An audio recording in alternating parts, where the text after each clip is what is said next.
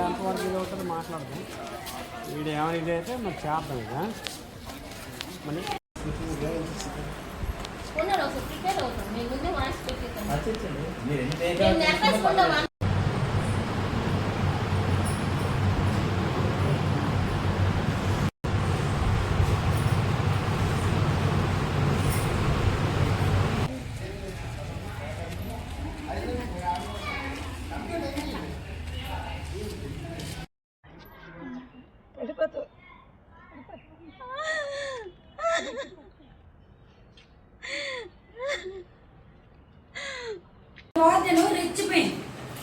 రెచ్చిపోయి వెంటనే అన్నానికి ఫోన్ చేసింది.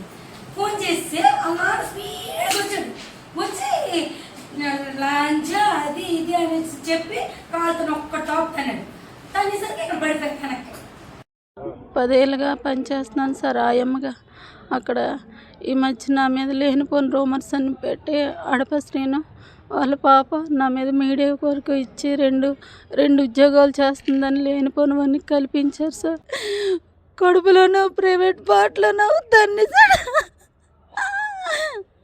గోడ కడిసి పెట్టి కొట్టేసాడు. మా పిల్లలు కూడా కాలేజీకి వెళ్ళి పిల్లలు తిరిగి రారు అని వార్నింగ్ ఇస్తున్నాడు.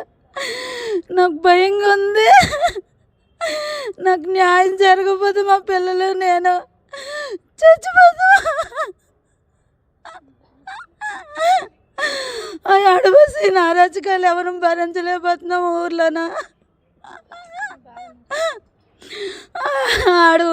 ఆడు మమ్మల్ని బ్రతకనివాడు. ఆడు చంపేస్తున్నాను ఇంటికి వచ్చి వార్నింగ్ ఇచ్చాడు. స్కూల్లో కూడా మంది